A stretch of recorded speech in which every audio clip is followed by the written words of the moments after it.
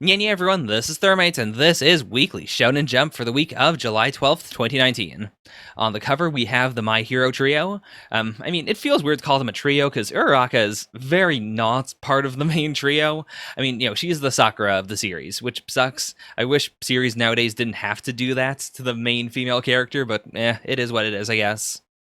Anyways, it's weird that they're on the cover, because, no spoilers for My Hero, but, this is not an arc where the three of them are, a central focus.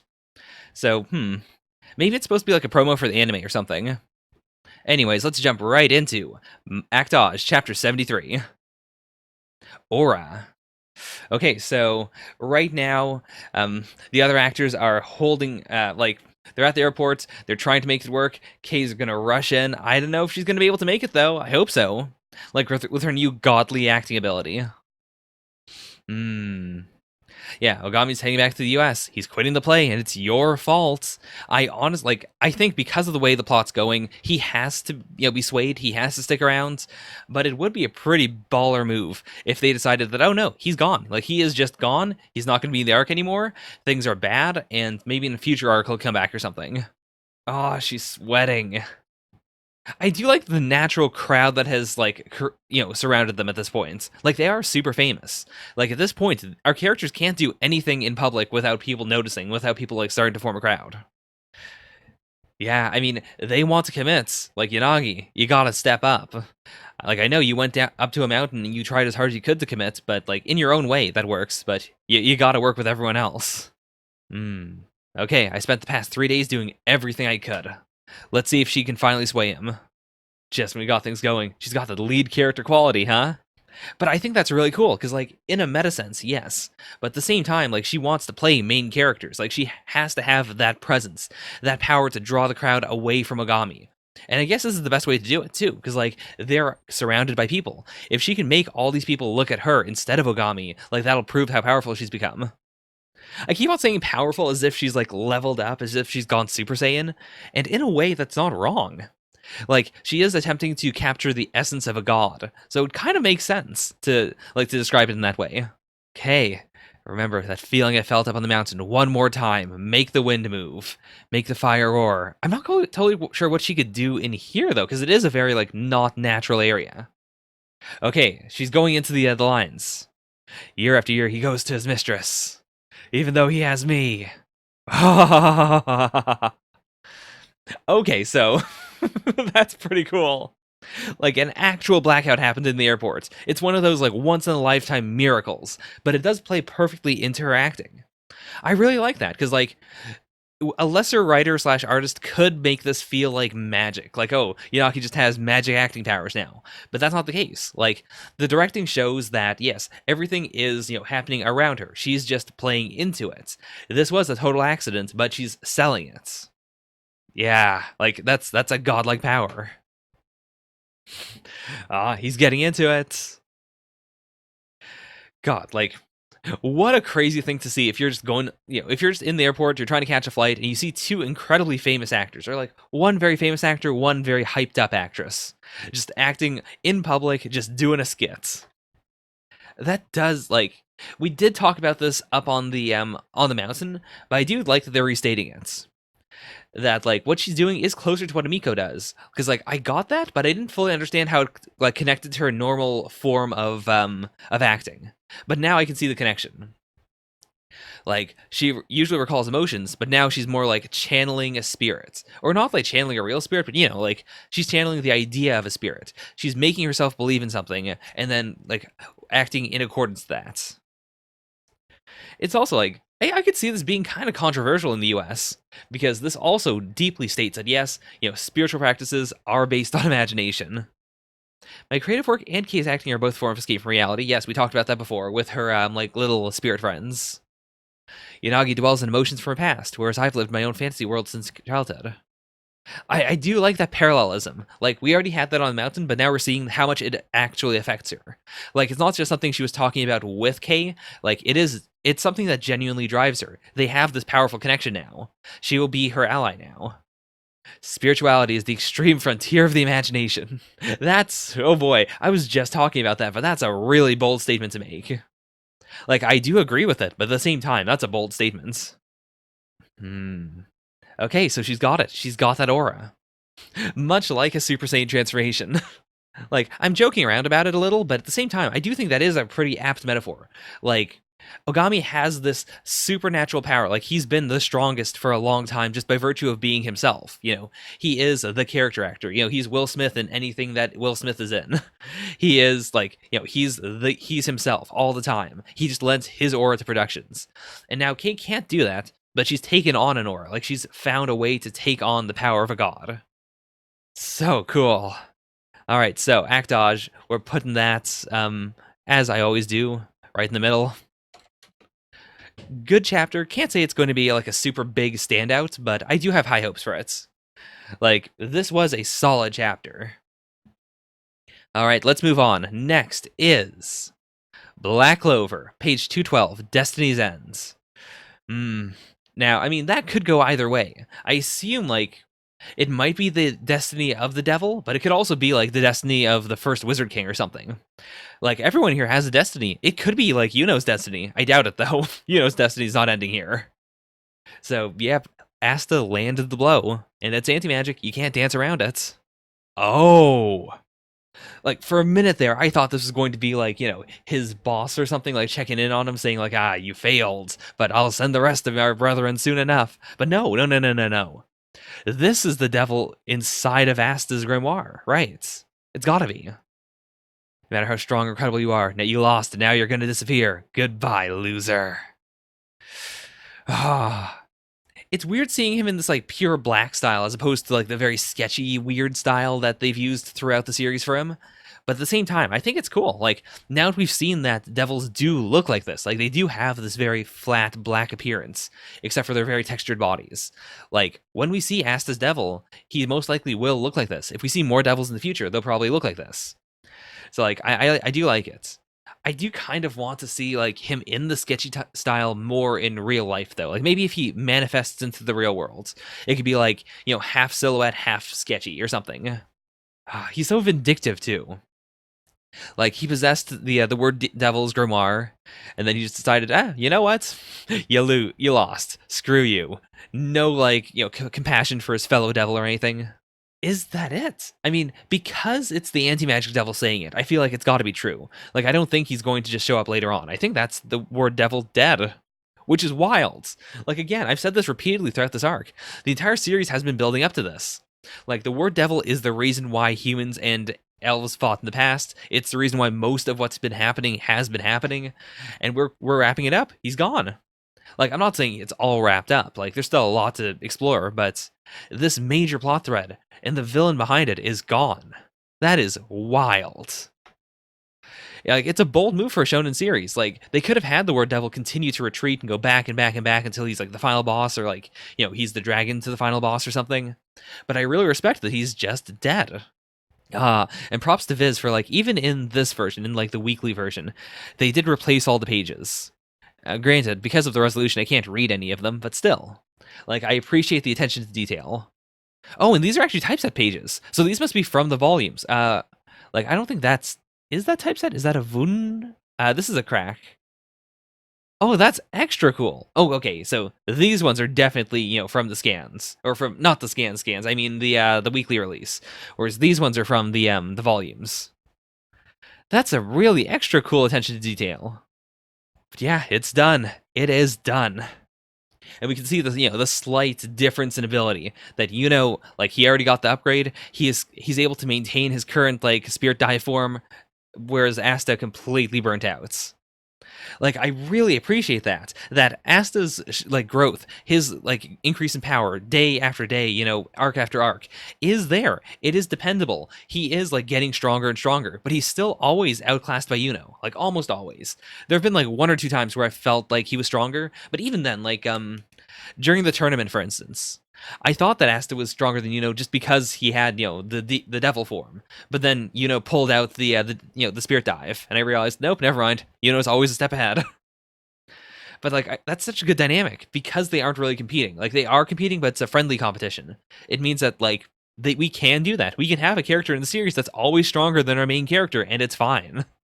It's like, it's something that My Hero might want to do at some point, because like there's a character in My Hero that's always above the main character in the popularity polls, and he seems like the kind of character who would be naturally stronger, but due to the way the series works, the main character is the strongest person, or like he has the potential to be the strongest. But I don't know, I really like this imbalance. It's really cool. Looks like somebody finished him off before I got him.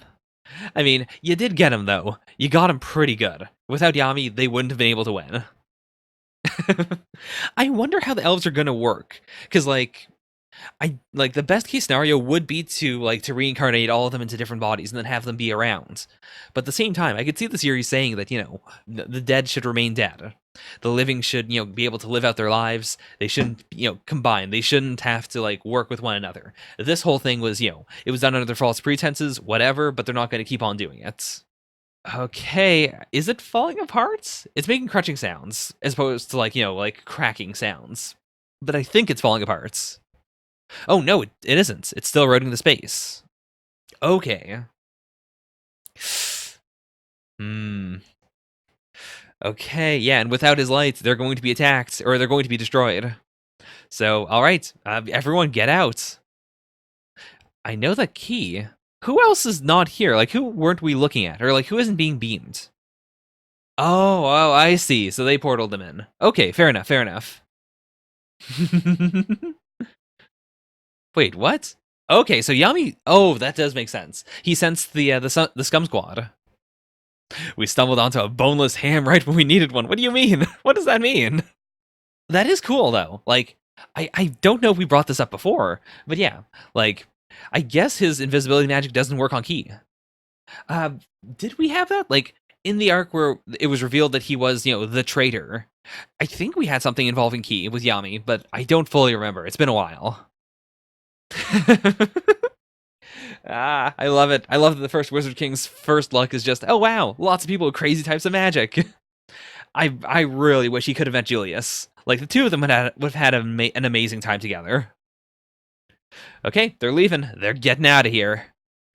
So, that's it. I mean, that is the climax of the arc. I imagine the next few chapters are going to be falling action, which is fine. Like, we've had enough action. We can live with some just wrap-up for now. But hot damn. I've been watching the anime on and off, and it's like, so far, like, it's been a mix of good scenes in episodes and not so great episodes. Like, very, like, standard One Piece, sort of. So, I am excited to see some of these. And I do think, like, the fight with the Word Devil is going to be really, really cool in the anime. Overall, good chapter.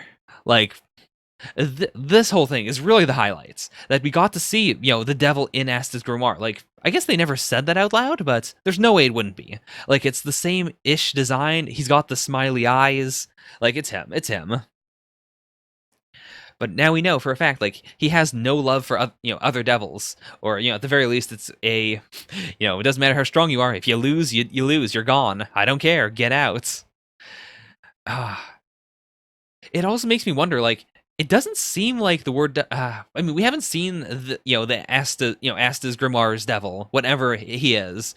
We haven't seen his full power. Like, Asta's only been tapping into that ability. But I wonder if he was weaker than the word devil. I assume so. Like, I hope so. I don't want him to be super overpowered. I like the idea of him being, a younger upstart devil who took over, his older elder's grimoire, who, like, was very scrappy, who got, the worst possible host, but who, along with Asta, slowly works his way up until he is a strong devil. Like, I think that'd be a really cool arc to do. Okay, well, that is Black Clover. Good chapter. Honestly, though, I don't know if I'm putting it above Actage. Because, like, it was very good, but at the same time, the Actage chapter was equally good. Like, I really liked this part of the chapter, but the rest of it was very much like, not that special. So I'm going to put it below Actage this week. Alright, next is Samurai 8, The Tale of Hachimaru, Chapter 10. You may have noticed I'm not reading Tokyo Shinobi Squad anymore. It wasn't hanging on. And honestly, Samurai 8 is next. If this arc, like, I'll give it until the end of this arc with the, the boy flying to this planet, or, the man, the evil samurai. If this works out pretty well, if I'm invested in the series, I'll keep on reading it. If not, I'll probably drop it for a bit. Like, I might do a catch-up later on with any of these series. Like, even if Tokyo Shinobi Squad does well, for instance. I might come back, read all that, and then get back into it. This is also a more distinctive cover page. Like, a lot of the cover pages thus far have been very simple, very, like, bleh. But this is actually really cool. I guess the horse can just turn into, like, a command center, sort of. But alright, target acquired. I don't know why he lied. I mean, she was clearly relating to him. I mean, I guess I know why. I know. It's because he was ashamed. It's because he feels bad about having been stuck in one house for his entire life, about being weak. But still. Okay, so he slashed through the moon, or the mun. Not sure what the point of that was, though. Like, he said it would be useful for when he destroyed the planet, but then he punched right through it. Like, I thought he might be, like, pushing it into the planet, but that doesn't seem to be the case. Ooh, okay. So we're getting, like, a real samurai versus samurai fights, which is good. Like, this can be used to hype him up so that when Hachimaru fights him, like, it'll be more tense. That one is in his incarnate body. He's no ordinary samurai. Incarnate body. Like, we did see that before. That, like, his princess was, like, creating a body for him. Like, he had almost a stand of sorts for some reason. I didn't fully understand what was going on there, but this does seem to be, like, an artificial body. Either it's an artificial body, or, like, it seems like what they're saying is his incarnate body. Like, it's his real body, maybe. Oh, that whole thing is his holder. That's pretty cool. It's neat because, like, this is our evil boy's holder, but at the same time, he has the much bigger one that his princess is on all the time. So, like, I guess that's not a key holder, though. That's just, a, like, big boy that they have to live on. I just felt the powerful gravity, a familiar pull, in fact. Oh boy, so we're really setting up that he's gonna be dead. Yep, there we are. Or maybe not dead. At the very least, defeated. Like, because they're all cyborgs, it's hard to tell, like, what kills them.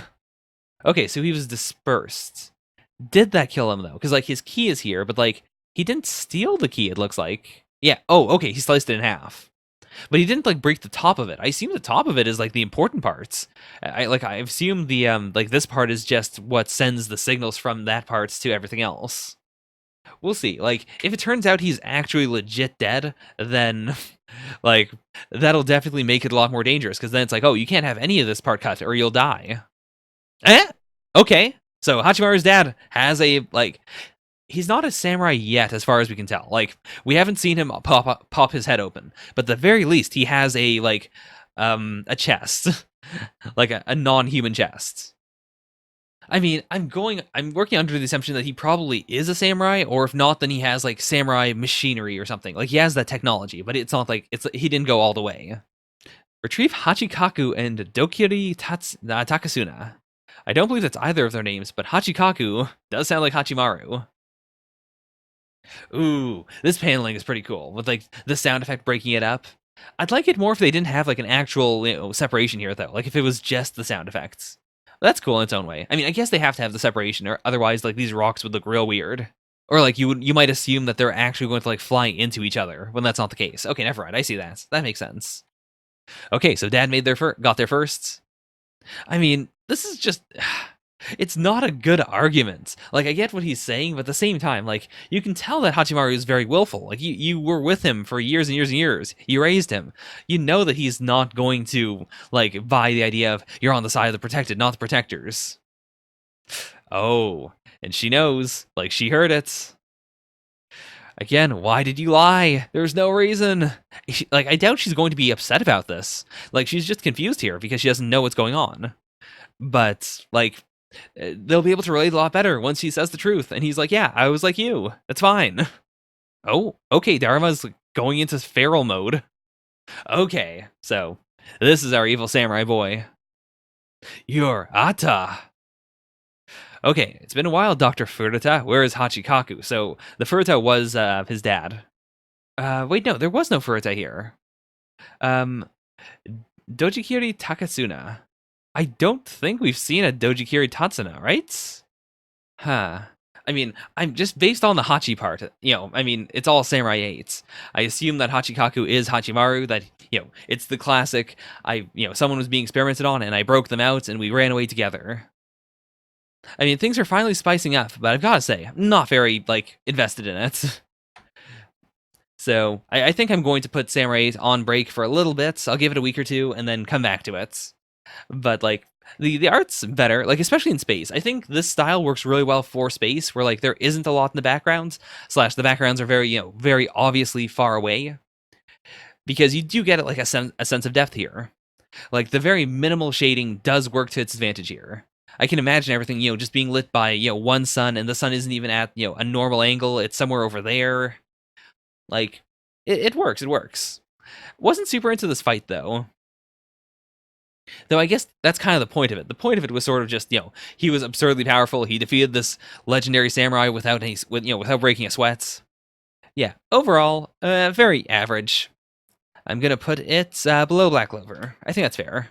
Whoops, not trying to find it. I'm trying to paste it. Okay, so next is The Last Saiyuki, Chapter 19. So they're still out there. I wonder what they have to do for this, actually, because they could just leave his Nyoibo there, but that's a big black Tori. So what would they have to do? Do they just get another Tori, a giant one, and just slip it over? Do they do something else? Huh. Oh, okay. So Koharu's she's breaking through, or no, I think it was already cracked, but she's just touching it now. I have just one favor to ask of you. We couldn't stop her from going through. So it looks exactly the same too. It's not like she blasted a hole in it or something. She just used her very nature, I assume, her nature as K to go through it. I mean, we just had a big, action-y arc. So if this is going to be more of a Ryunosuke and Koharu arc, that'd be fine. Especially if we are delving into what's going on, how are they related? Are they actually brother and sister? Okay, so that if you should come to not unseal the barrier. This might be a little consolation to you, but if Koharu was indeed the one who produced this Black Torii Gate, then she should still be alive as long as it's still here. I mean, I don't think Ryunosuke can fight off Sensei. There's no way. Right. I was thinking of it, even with Koharu on his side, the ability to manipulate his Noribo however he likes. I think it'd still be very tricky, because, what's his name? Furuka. Furuka is really, really skilled. He's got a lot of experience, and he does have some level of the true human form.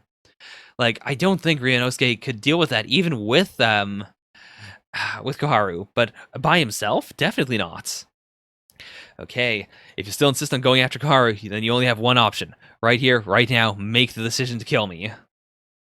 True, I mean, his Nyoibo skills are not, they are really good, but he can't, just magically turn his Nyoibo into anything. As long as he keeps up the Torii transformation, he's just fighting on his own, basically. Maybe he could twist around the top a little bit, but I doubt he can even, because he has to focus on keeping the Torii Gates Torii Gates. I'm so curious to see what's going to happen. Because, based on the setup, there's no way Ryunosuke is going to really kill him. Of course not. But I feel like he's going to find some other answer. He's going to find a way to just knock him off at the very least. To show, hey, I could have hurt you, but I chose not to. I'm choosing a third path. Yeah, and Estelle's out of the question, so it's just those two. I may have just been fooling myself. Then I got scared about knowing more about Koharu, but she was different. She probably went through that Torii Gate to find more about herself. I know that she's afraid about finding out too, but she went by herself. Yeah. I mean, I love it. I love that Ryunosuke's character development is based around... I mean, a lot of people's character development is based around Koharu, but specifically, Ryunosuke's is based around, him being introspective and him, not comparing himself to Koharu, but, looking at how he himself changes in response to Koharu. He's a very self-aware protagonist, and I really appreciate that. All right, he's going in. Huh?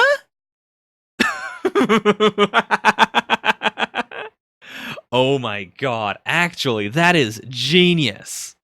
That is actually genius. Because, right off the bat, we just got done with the flashback with Furuka, the whole, yes, I'm definitely not proud of Estelle. I'm acting solely as just a mentor, nothing more. I have no feelings towards her. But, it's very clear then that Ryunosuke knows about it. He doesn't buy it for a half second. He just knows absolutely. Of course, Furuka cares about Estelle. Of course, this would get under his skin. And I love that it does get under his skin. because like we see him emotional so extremely rarely, like basically never. This might be one of some of the most emotion we have seen on his face, honestly. And it's such a goofy moment, but at the same time, it's not like a lot of shonen series have the goofy moments that break the scene that feel real weird. But I think like if this were animated, I think they could keep the tense music right now. Like even in this moment, if I kissed Estelle, like I think you could have this moment where he's like, it seems like he's about to kill him, and he's like, huh? He looks at Estelle, and then his concentration breaks, and like it's all still tense. I think you could do that because like it's a funny moment, but they don't have to like break the feel of the scene. Like, and it is genuinely a good strategic move. Like, it did manage to force him to like to take down the Torii Gate without having to engage in combats. All right, he's going in. Huh? Oh, I thought for a minute there I was like, oh, did Estelle come in to help? But no, it's Gohaku. Okay, so first of all, Gohaku is here. Like they're gonna have a conversation for sure. But secondarily, like whatever his game is, it definitely involves Ryunosuke and Koharu like balancing each other out. Like that was apparent from the very starts. But to think that he would show up here and be kind of aware of the situation, and that he would like intervene specifically to make sure that Ryunosuke saves Koharu, like what is his end game? Okay, and Estelle's coming in too. Nice. I do like that though. Like she didn't interfere with the fight between him and Furuka, if you can call that a fight, because he said stay out of it. But now that's over. It's no longer a fight. She's going in. Okay, there's a light. Let's go to it. Go towards the light. So this isn't Koharu. This is Kei. Kei with a very grumpy look. Which, first of all, I do love that she can look grumpy just with just with the eyes, with nothing else. Like she is very expressive. But like we're on a train, which is nice, getting those Evangelion vibes. Huh. I wonder how this is gonna go, because like Estelle doesn't know about Kei, so she's got to be told like now in this conversation. I doubt Kei's gonna try and hide it from her. So that's gonna be big. It's gonna definitely draw Estelle closer in, like as a part of the main trio. Which, first of all, like I was just talking about main trios at the start of this reaction about how I don't like that in My Hero we have the typical main trio, 2 boys 1 girl. The boys get all the development, the girl is underpowered and left behind and is barely a character.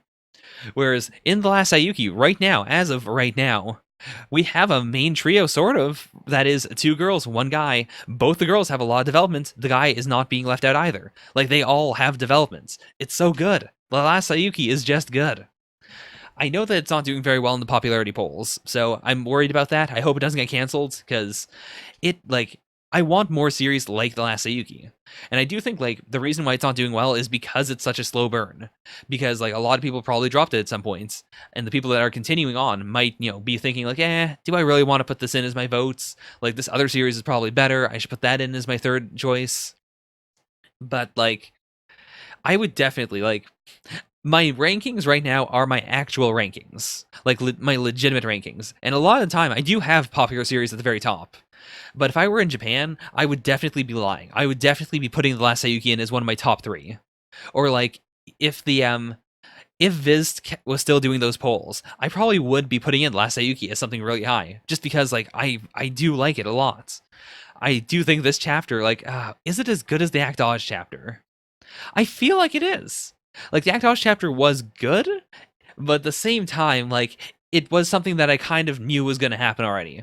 Whereas this was surprising. It was exciting. I didn't expect this potential fight to happen. I didn't expect this resolution. Like it was so fresh. It used so many things that we already had in the series, but it was still very fresh. I didn't rank. Oh yeah, I did rank Samurai 8. Never mind. I don't know how this is going to go down. Like we're definitely getting more exposition for sure. I hope we get more of a direction, perhaps, for the Sai and K arc. Like, we could just mess around and find more, like, enemies, agents of chaos. But I do think in order to both save the series and to, like, invigorate it a bit, to make it more popular, I do think they're going to try and do, like, a more major arc now. Like, not maybe an attack on the base, but something else, where, like, Kei mentions, I do think we can fight Sai now, or, like, I could tell you where he is, just that he knows where I am. And this is all happening in the Black Torii Gate. So this is like or I guess like the outside might be the false afterlife. Like maybe the train is something that Kei created to protect them from the false afterlife. That'd be cool. Huh. Yeah, anyways. Wow. Really enjoyed this chapter. Let's. Is this it? No, I do have We Never Learn. Okay, I've been putting We Never Learn in the pre-recordeds for a bit just because I want to keep the live streams slim, especially if I'm doing One Punch Man. But we'll go into it. Let's go into We Never Learn, chapter 119. Oh, the second popularity poll results. Okay, Sensei number 1, kind of expected. Number 2 is Furuhashi. Wait a minute. Wait a minute. Oh my god, are you kidding me? So, Sensei has 14,598 votes. Furuhashi, second place, has 3,259. The Dark has 2,009. Oh my god. Okay, so let's do some quick math. So, Furuhashi, let's say that's 3,200. Urka, let's say that's 3,000. So 6,200, 6,200.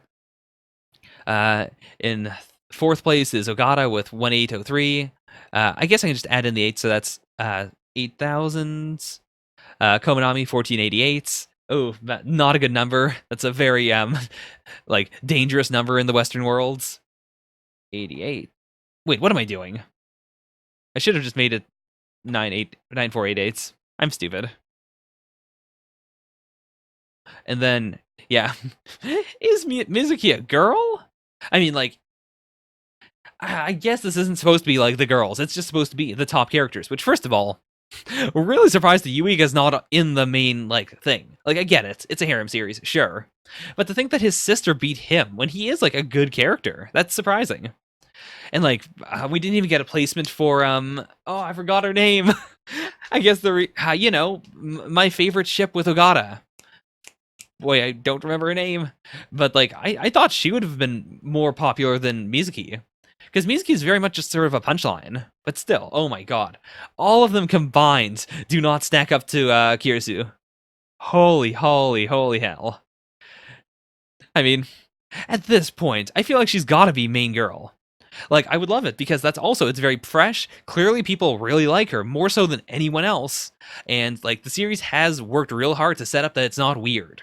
That there is an age gap, but it's not the weirdest age gap, and like part of the weirdness is something they're gonna have to deal with. Like, it's not also like they're not trying to like push it aside. They've delved into it. They're saying like, yeah, like she does have the respect of his late father. She is potentially a good housewife. Like, there's so much to it. I want to say the Komanami will win, but I doubt it. Like, Furuhashi, I don't know how she's second place. She's not like I'm okay with her now. I don't hate her now that we've had her dad arc, that we know more about her. But at the same time, she's not a great character. I don't like her that much. Whereas like Komanami, she's amazing. She's fresh. She's unique. I do wish, like, right now, I want Kirisu Sensei to win because that's what everyone wants. There is this curse with harem series where, it's usually first girl, or it's the most bland girl, it's the most stereotypically Japanese girl. In this case, this would be Furuhashi, because she was also one of the main two. But I wish with all my heart that Kirisu Sensei could win. More so than Komanami, even, because like clearly people don't care that much for Komanami. I love her. I want her to have a good end. I hope that she gets like an end where she finds someone and has happiness. But for the sake of the fans and for the sake of everyone, I want Kirisu Sensei to win. If Furuhashi wins, we got a riot. We're going down to Shueisha headquarters and we're burning it to the grounds. Anyways, also I do like this like Christmas in July like aesthetic that Taishi's been going for, since Christmas did happen in the series very recently. Like, it does look really good. Also, I do like the bunny girl outfit that Sensei has on, like the Santa bunny girl. It's interesting. It's not a bad look. All right, so let's go into the actual chapter. One day. All right, it's the classic. Her house is real dirty. Let's clean it up. Old-timey amusement park. Okay. So, did she have like some like old flair in the past that she wanted to hang out with? Okay. Oh no. Oh no. It's the boob face plant. Oof, that's actually pretty harsh. Wait, what? Wait, what? And she has the ticket. Oh my... What, though? What? Are we doing a time travel arc and we never learn? Is that what we're really doing? Like, seriously? I mean, we've had ghosts before. We've had Yuna from Yuna and the Haunted Hot Springs. She's around. There was that ghost that was like haunting the hotel room. Like that's all canon. But time travel. Okay. Old timey amusement park. Brand new tickets. Ah, and super young Lil Sis. Oh my, oh my, oh my, oh my. Such a forced line though. I won't allow it, or my name isn't Miharu. Gotta get her name out there. But okay, so imagine naming your amusement park old timey amusement park. Actually, now that I say it out loud, that feels like something it feels like something someone would do. Like, hey kids, are you bored of like modern amusement parks? Do you want something that harkens back to the old times? You know, like it's all classic rides.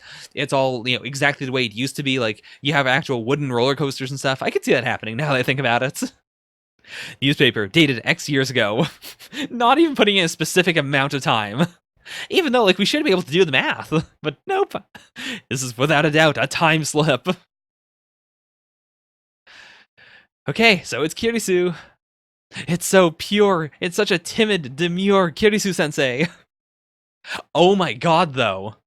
Like, I was just saying in the cover page that, you know, first girl always wins. We never learned inherently does not have a first girl because we had Furuhashi and Ogata at the same time. But theoretically, linearly, like chronologically, does this make Sensei the first girl? Like, are we going to use straight up like magic to overwrite all the other flags? I'd be down with that.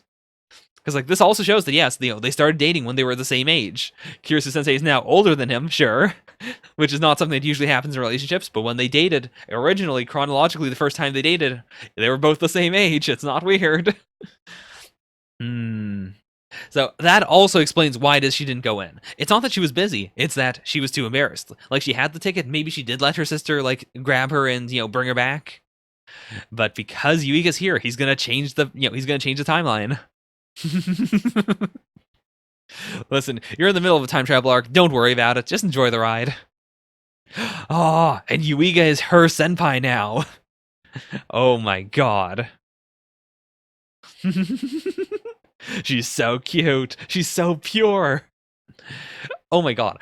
It'd be nuts if we did like a full time loop and we realized that, oh, the reason why she kind of has a warm spot for Yuiga, the reason why, you know, her Ice Queen persona melted was in part because she was reminded of the first boy she dated, who was also Yuiga.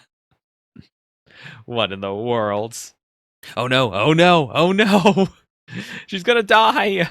Someone got injured because the roller coaster had a defect. Basically, it's happening right now. Is that how that works? Like, can you hold her down just by holding her hands? It feels like you should be using your arm as like a, you know, like as a bar. It's like hold her back. Oh my. She's so sweaty. But okay, also, he saved her life. Ooh, the traditional haunted house. And she's so analytical. I love it. Like she isn't doing a total character change. It's just, you know, in the past she wasn't as hardened. Like she still had her whole life ahead of her. She wasn't like, you know, she didn't force herself to go through like all the ice skating training just yet. She didn't hurt her leg just yet. Like you can still see parts of her here. Like it's not like a total different character. But oh my gosh, I love it. Don't worry, you're real scary. A friend of mine would have died 5 times by now. It's so good. Oh my god. Oh no, it's a roach. Ah, this is so cute. I love it. Like the combination of being at the amusement park and also dodging someone else, like having a secondary thing to do at the amusement park. That's such a good combo.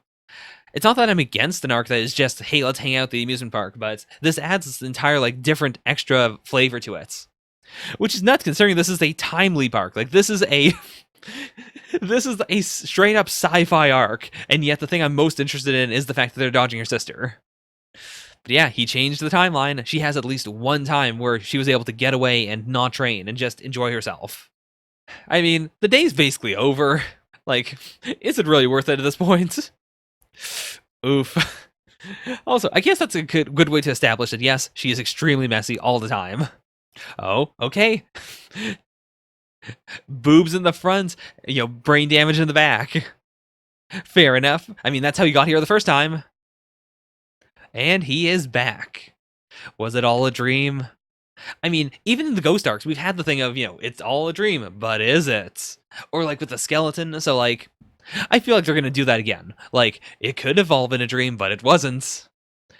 I wonder how would this have ended though? It's just like, she smashes the guy he likes, or she likes, into the wall, and then he disappeared. He ceased to exist. That must have been traumatic. I don't think that was there. Oh, and the ticket. The ticket wasn't ripped before because she never used it, but now it's ripped. So he did. He changed the timeline. We Never Learn canonically has time travel now, or like a time slip at the very least. Oh my god. So, I feel like I should have freaked out way more than I did, but I don't know. I took it in stride. Oh boy. So the title is like, I don't really look at the titles of We Never Learn chapters very much anymore because it's just, I can never tell what they are. They're so abstract. But this one is straight up traveling back in time makes it so you encounter a past ex, which I assume the ex is Kirisu Sensei.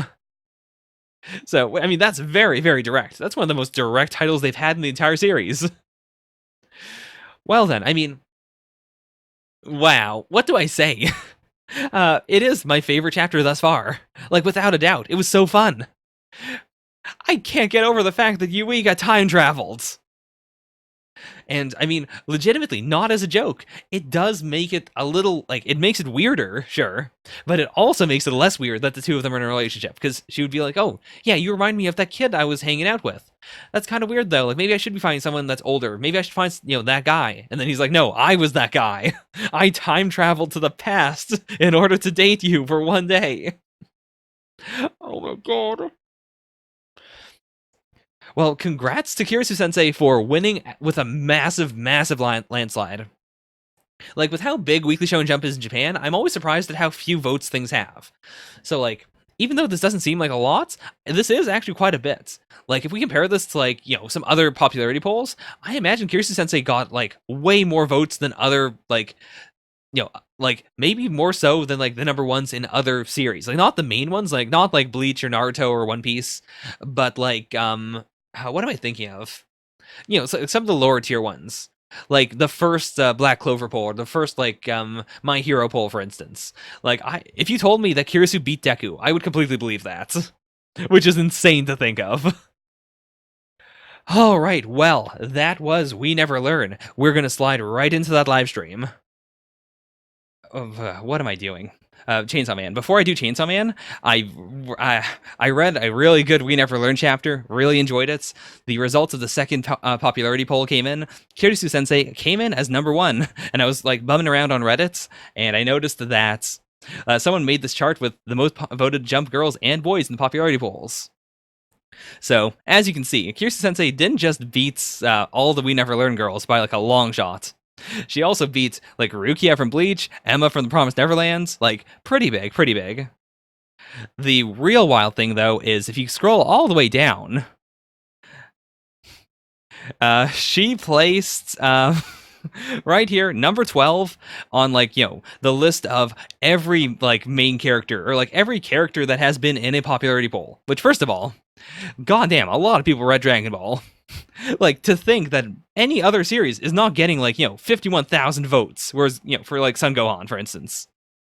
But even if you come down here, like, yeah, sure, Kirisu is not as popular as Naruto, sure, fine. She's not as big as Bakugo, but she is bigger than Deku. She is bigger than Monkey D. Luffy.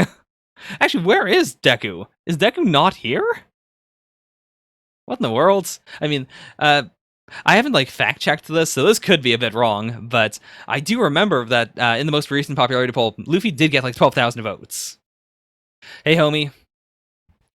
So, just keep in mind, yes, Kirisu Sensei is better than Killua. She's better than Sasuke. She's better than Luffy. This is canon. It happens. That said, Vegeta is still better than her, which I guess I'll accept. Fine. Sure. If you're curious, by the way, she did, in fact, get more votes than all the other girls combined. And the other girls are pretty popular. Like, Kominami got 5th place, which sucks. I love her. I love Kominami so much. But still, 5th place still makes her number 34 on the list of all the girls that have ever placed in Shonen Jump popularity polls. Like, all the girls ever from any series. That is still pretty wild. So yeah, screw you, Rukia. Screw you, Emma. Get out. The Promised Neverland is garbage. Let's move on. I think this amuses me way more than amuses anyone else, but I will put this in chats in case you guys want to see it. Oh no, I didn't put a chat link up. I'll do it the old-fashioned way. But also, we are going to read Chainsaw Man, Chapter 30. By the way, I do legitimately, watch my We Never Learn reaction if you want the full We Never Learn breakdown, but I do legitimately hope that Sensei wins. Because there's no reason for her not to. She is one of the most popular characters in Jump right now. She's bigger than Luffy. Like, I do dislike the idea of a manga being run based on a popularity poll, but at the same time, like, it's not like this is unprecedented either. Like, she's got so much more focus. She feels like the endgame. And speaking of the endgame, I don't have a segue for this. It is cool that presumably a normal human being is capable of taking out both Denji and Power, like, relatively easily. Like, he just choked them out. Alright, snap the neck and you can't move. Fair enough. Like, it does create this very clear thing with devils, or with fiends at the very least, of you can hurt them. Like, they have human bodies. Even if they can heal, like, you can still disable them the way you could disable a human being. It's a cool way of making everything, like, it's a good way of balancing the characters, I should say. It means that normal human beings on the team that aren't contracted to devils aren't, they're not useless. They're not dead weights. No, I have not seen the fan scan panel from last week's Chainsaw Man. Please post that in chats. I would love to see that. Also, sorry to keep diverging onto We Never Learn. This is the last one. But I do think the reason why she beat Luffy is because One Piece has so many characters. And, like, because they're so expansive. Because the popularity polls have, like, hundreds and hundreds of entries. Like, votes are spread massively. Whereas, like, if the series was, if it was smaller, if they had less characters, then I think more people would vote for Luffy. Luffy would be ranked higher. But at the same time, Dragon Ball has a lot of characters, and Gohan got 50,000 votes, so I don't know. I guess Luffy just is not a popular character. No one likes Luffy. I've trained humans before, but devils like you two, never done it, not once. I thought about what to do while I was drunk. Then a light bulb finally went off in my alcohol-addled brain. I'm the strongest devil hunter. A devil who could take down a powerhouse like me would be a powerhouse themselves. I mean, fair enough. That's some good logic. It's also logic that I think Denji and Power can both understand. Like, if it was super scientific or if it involved, like, a power system or something, they wouldn't get it. But this is clear. This makes sense. Okay? I mean, I wouldn't say that they have teamwork per se, but I do love their dynamic together. Like, it's so casual. Oh, it's so good. I would never ship them. How would I put this? I wouldn't ship them in the series, but I would like more fan art with the two of them together. Or more, like, color pages with the two of them. Because I do think they work really well together. But I do think, like, canonically, they'll just be friends. I don't want Denji to go through a blood vomit kiss. Oh, boy. Okay, whoa. So is that 3 punches to the guts? Or not punches, stabs. Also, like, okay, I see. So it's 3 stabs to the back, like that's where the blood's coming from, and then a 4th stab through the head. What an absolute monster! Like, is that all just training, or does he have something about him that's supernatural? I'm starting to doubt that now. Oh, and right through the neck, like it's nothing, like it's butter. I mean, he is pretty crazy, so we know he's gonna like excel, and he clearly does excel. He said he was the strongest. I don't doubt it now. I think he might legitimately be the strongest. I'll turn you into the baddest of the badasses. Yeah, not gonna happen. Fox is dead. Oh, never mind. You used the fox recklessly and gone on its bad side. It probably won't ever let you use it again. Okay. So even though the fox was very physically mutilated, even though, Blade Boy did slash through, like, presumably its brain, I guess it's fine. Or at the very least, they're acting as if it's fine. Like, it's not that it's dead and can't be used anymore, but rather it won't want to be used anymore. Oh boy, yeah, please do not post the panel. Or post at the very end of this. Like, once I hit the final page, then post the panel. So that way, like, I'll still have time to talk about it and stuff. Fair enough. We're here to do career coaching. Right. Sure. So he's got to get another devil, right? Like, we'll have to have you contract with a stronger devil to contribute to the special division. Okay, so not even just we need to get you a new devil, it's specifically a stronger one. Again, I really hope we get like an entire mini arc, like not a full arc, but like 2 or 3 chapters that are just like them explaining how in the world devil hunters get devils. Like, how does that happen? How do they find devils that are amenable to doing this? Like, do they have like just a couple that get signed out to everyone? Do they find new ones? Do they like threaten them? Like, there's this whole world of world building that I don't think we can do while Denji is like on screen, because Denji doesn't care, and fair enough. Like, I don't think he should care. So I do want to do like, we could do like, a half and half split arc actually, where like half of it is Denji in power, just learning to fight, getting stronger, and then half of it is Aki, doing some deep dive world building, like going out, finding new devils, figuring out which one's the right one for him. That'd be really cool. It's funny, like, I hate it when One Piece does that, because it feels like everything moves at a glacial pace. But because of the pace of Chainsaw Man, the inherent, like, speed of it, I feel like they could, like, juggle 2 different arcs at the same time, and it wouldn't feel like either of them was dragging. I don't think I have, like, a filter or anything on chat that, like, stops things from being posted. Like, I specifically disable that every single time I start streaming, but it might not be working. Huh. If it isn't, you can post it on, post it on Discord, and then let me know if it's posted. Like, put it in the Weekly Shonen Jump channel, and I'll click on it. Yeah, I mean, that is, like, Aki has the tenacity. He saw, the people he loves in front of him die. He's traumatized by the Gun Devil. How in the world is he gonna let go? He's too tough. He's too tough and slightly too sane, but, like, the more we see Devil Hunters, the more that we see that they're all, like, wacky people, the more I love Aki. At the start of the series, he felt like, the wet blankets. He felt like the boring character. And now we're learning that, yeah, like, he is a little boring in a way, but that's his strength. Like, in a world of not boring people, in a world of crazy, like, main character type people, he is the level-headed one. He's the one who is reasonable and more or less, like, as normal as you can get. Looks like our senior in Kyoto told us was true. Be careful. Everyone in the special division is insane. I mean, yeah, he is insane, but he's insane in a different way. Like, his personality isn't the insane thing. Or, like, his everyday actions aren't that insane. It's more just his drive that is abnormal. Okay, let's take a look at this bad boy.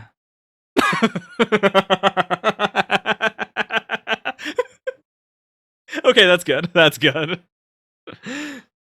Honestly, like, the vibe of the fan scans does fit Chainsaw Man very well. I'm still not gonna, like, I might, like, start looking at them every once in a while. Like, I do the same thing with Dr. Stone sometimes, because I'm curious to see, like, how do they level certain, like, really, detailed arts. I always do it after the official scans, obviously, but I might do it for Chainsaw Man every once in a while, because boy, oh boy, that does work. That does work. I should probably move channels quick in case you post anything else. Who could this be? Like, he's shocked by it. I assume it's someone we haven't seen before. Is that a mole on her neck? Or is that just my screen? No, there's a mole on her neck. It's not there, but I guess it might have just shifted down a little bit. I wonder if that's his mom or something then. Or not his mom, but like some sort of like motherly figure maybe? She's got a bag of something. Meanwhile, at the training camp, and by training camp I mean just an outpost where they were being punched to death. I don't think it's Kobani. Like, it might be, but she looks too normy to be Kobani. Though, to be fair, we only ever saw her in her, like, in her business outfits. It could be her. Because, like, also, they straight up just told him, hey, everyone's dead. Like, everyone is dead. So, I guess he might just be shocked by the fact that Kobani is still alive. I guess that's my best bet. I guess, actually, no. I'll say above that is going to be someone we've never seen before, like some sort of familial friends. Right below that would be Kobani. But then, like, she didn't seem like the kind of person who would meet him in the hospital. It might just be a thing of saying, like, hey, thanks for helping out. But even then, like, they weren't in the same location for very long. So, I don't know. Maybe they might just talk about their trauma, perhaps. She is very traumatized. Oh, did he? The way I remember it going down was they just said, "Hey, everyone in the division is dead. Also, Miss Makimo is talking about you." Because I remember specifically stating that, oh, he would have just assumed that everyone was dead if if they didn't specifically mention that Makimo was around. But I think you might be right. Maybe he said that Kobani was live. In which case, this can't be Kobani, like because of the shock on his face. There's too much there.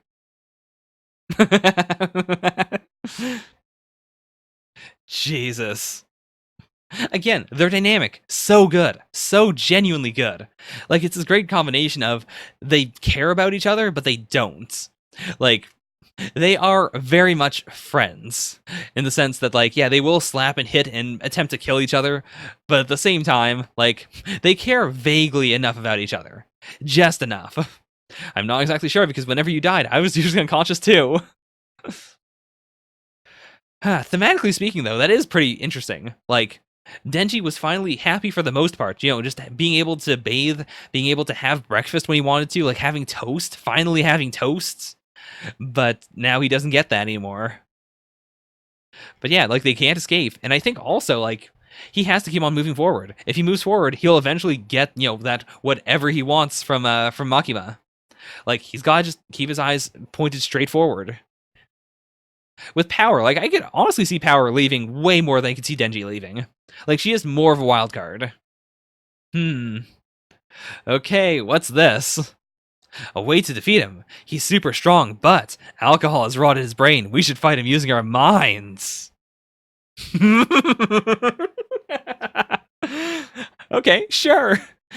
How cool would it be if I could fight like one of those brainy characters in manga and stuff? Let's murder him with our intellect. First of all, these two. I keep on saying I don't ship them together canonically, but I think I do now. They're so good. But also, this is it's such a what if we kick instead of punching moment. It's a what if we fought him, but we thought about it instead of just flailing our limbs wildly. I love that idea. That after dying literally 20 times, they finally decided together, like, what if we thought about fighting? What if that's the answer? What if we just think about what we're doing for a minute? I mean, she is a future Nobel Prize winner, and I mean, Denji is still Denji, but maybe some of her intellect will rub off on him. We're gonna get one of those 1,000 IQ plans. Come on. Let's see the Brain Squad pull off a master plan. I want to see some Death Note level planning. Oh boy. So now we're getting the brain arc. And the I guess with Aki it might legitimately be more of a brawn arc, like what do you have to have in order to contract a really strong devil? Because presumably, like, if it was as easy to contract a strong devil as it was to contract a weak one, Aki would have just gone for the strongest one. Like, just why not get the strongest one? So it's got to be tougher. And I think that would be a really cool dual arc. Like, I really want this to happen now. I want to have the cutting back and forth between Denji and Power, learning how to fight, a little more smartly. Not super smartly, but, super smartly for them. Whereas Aki learns how to, like, contract a stronger demon and how to live up to it, how to fight better, how to, not need to use the curse anymore. I am extremely okay with this. I am violently okay with this. Holy moly. All right, so Chainsaw Man definitely going. I mean, it's not We Never Learned here. I'm gonna just straight out say it's gonna take a real special chapter this week to be We Never Learned, because We Never Learned was a special chapter. I think it was better than Last Saiyuki. Like, I really liked this chapter of Last Saiyuki. Like, it was really fun. It was different. It had a moment in it that I did not expect in the slightest. But there's something to Chainsaw Man's, like, combination of being tricky but also being very straightforward. Like, the big twist in this fight was just this man is very strong. That was the twist. It was they keep on trying to fight him, but he keeps on killing them. It's the most shonen thing I can think of. But something about that is so addictive, because, like, the series puts me in that mindset of, yeah, that is really cool. That is exciting. Whereas in another series, if they didn't sell it quite as well, I would have seen this as more boring. It's because it's so over the top, and because of the importance put upon it. Like, how do I put it? Chainsaw Man has comedy in it, but I would never call it a comedy series. And I think the comedy, like that low level of comedy, that background comedy, much like Breaking Bad, for instance, I feel like that background comedy really helps the entire series pop. Anyways, that's enough Chainsaw Man. Next is The Promised Neverlands, chapter 142. So we're in the middle of the big boy flashback arc. I don't usually say this, but if you haven't been reading The Promised Neverland, please leave. Please don't just stick around and watch this, because we're definitely going to get some big spoily boys. I mean, if you don't mind, then sure, whatever. I can't control you. I'm not your dad. But okay. I mean, we know he's not dead, so what happened here? Like, did he make a deal with Luvis of all people? Is Luvis that important? Like, not just as a member of the royal family, but like, was he significantly involved in the promise? Oh, that's such an interesting dynamic too.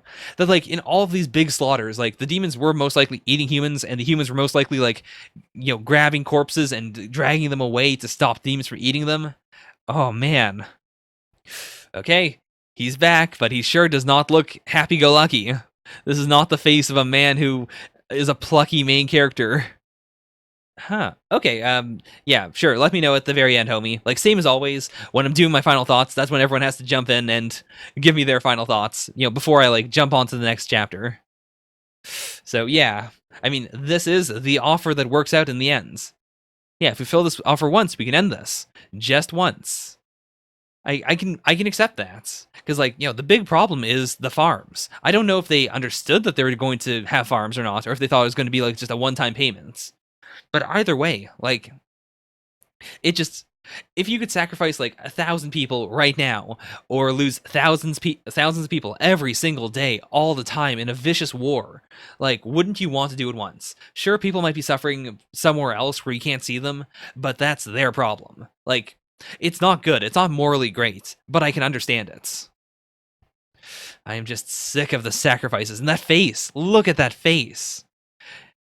Like, I really have a weakness for, like, handsome-looking characters that don't look handsome because, like, they're so blobby from emotion. It's something that Posca does really, really well. I can understand it. Yeah. It's a difficult decision, but it's a constructive compromise, a necessary price. It's been the constant cycle of the series of there must be a sacrifice, and Emma specifically saying no more sacrifices. But we know, because this happened 1,000 years ago, they went along with the sacrifice. But they are going over it, like they understand it. Clearly they do understand that, they're going to have a farm in the demon worlds. For our own peace of mind, we're going to create people who bear sorrow and pain forever from this one decision. That is a pretty heavy concept. Like, can you allow it? Yet you and all of us continue to fight for the future we want. And they're all saying it. Like, this is one of those big speeches where we jump between everyone saying the same thing. Yeah, even if they took the people we loved, even if we were disheartened, we never gave up, so why now? But at the same time, I get it. Like, I get the idea of, this is the sunk cost fallacy. Like, sure, we lost all of them. That doesn't mean we have to lose everyone. It doesn't mean we have to lose completely. Like, why don't we stop? Let's just stop now. Then why do you look so troubled, Julius? Like, he's making such a logical argument, but he's also so clearly, like, addled by logic, or not by logic, by emotion.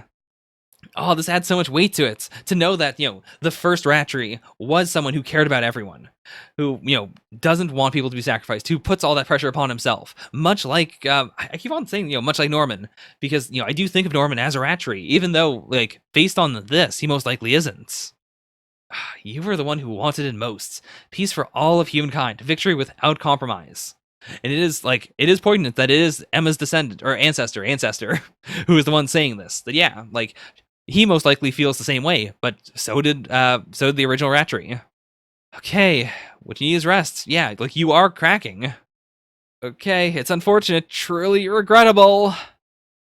So he already, like, yeah, that makes sense. Like, Luvis would have killed him otherwise. That's how he managed to get out of that pickle. I've already spoken to their queen and come to agreements. Is this Queen Legravlima? Like, is that her? I don't think so. The face looks different. Like, it looks like the same clan. Obviously, she's the queen. But it does look distinctly different. Therefore, although I'm reluctant to do this, you will be the first humans to be offered as food.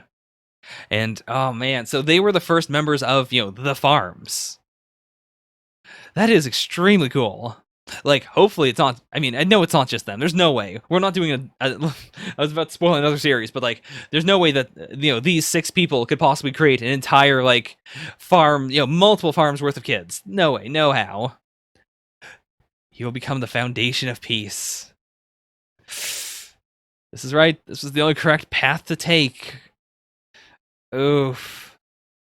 Okay, so he was the guy we saw last chapter, like the guy wearing the robes meeting Gargablarg, or like at the gates to Gargablarg. Okay, and we're getting to see it even. We're seeing that promise. Like, this is moving so quickly. Sure, as always, very casual. Right, so, compensation, have your wish granted. No matter what he asks, don't reject it. So, what is he going to ask for from both of them? Like, the demons is pretty obvious. The demons is going to be, every time at the, oh boy, what is it? The Tefari. You gotta give me the big brain boys. I want them. Starting with you, Yaverk. Okay, Yaverk. I need to remember that name. Like, of the royal houses, Yaverk is, the one that I remember the least. Give me the best meat you harvest each year. Right. I want better meat than what you or the royal family eats. Kind of digging into my whole idea of, he wants the children to play with them. But even then, like, maybe he is just, phrasing it like that, because he knows the best meat's going to be the ones with the biggest brains. Or, like, not the biggest brains, but, like, the most developed brains. Okay. What is he getting? Okay.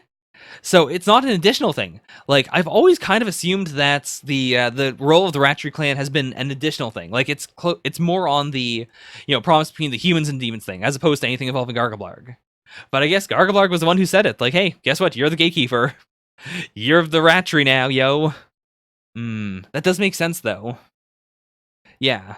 You won't be at ease unless the human side does it. Like, the demons have the power, so fair.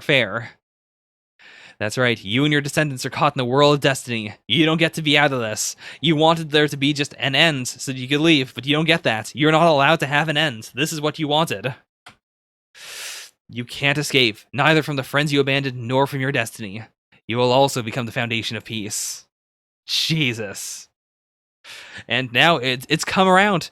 1,000 years in the blink of an eye, we're back. What is he going to ask of Emma? Also, what is Emma going to ask of him? Okay, I can see that.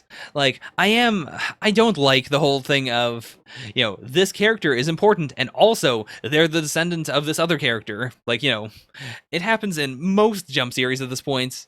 It's so weird. It's not something I'm a big fan of. Like, I'm not a big fan of bloodlines in general. Like, I'm a much bigger fan of, like, family in the spiritual sense, in the, like, conceptual sense of, just people connected to other people. But at the same time, like, I'm willing to be okay with it, because, like, we've seen a lot of other people who look like Emma. So I can accept it as just, like, his blood has been dispersed through, a lot of kids. This, Emma just happens to be a descendant of him, but even then, like, he most likely was not, like, it wasn't his vision to be uncompromising. If anything, it's, like, if we're going down the weird spiritual bloodline thing, it's more something that the original Ratchery gave to him that was then passed on to Emma. Because, like, you were the one who wanted it most. But yeah, like, I do appreciate that complaints, and I do harbor it to some extent. Like, I think it's a cool Easter egg that, those original, like, members of the first farm do look like characters we've seen before, and they are, like, descended from those characters, but at the same time, it's a little I can't tell at all what it's thinking or what it wants. It's like a whimsical god. I could see that. Like, if they did bring it up in the past, if they decided that, okay, well, this character, like, even if they just said, like, the original descendants or something at some points. So, like, we had more time to theorize about it. Because it's so late in the game, it does feel a bit forced. What could he want?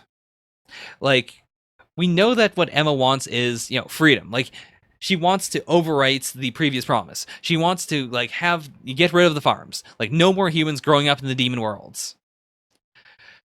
I feel like what Gargablarg might ask for, it might just be like, okay, in that case, will you sacrifice everyone at Gracefield or something? Like, something to that extent. Like, Emma's thing has been no sacrifices. Like, we're not giving up on anything. We can do it 100% without losing anything. So it feels like what Gargablarg would want would be to make her lose something.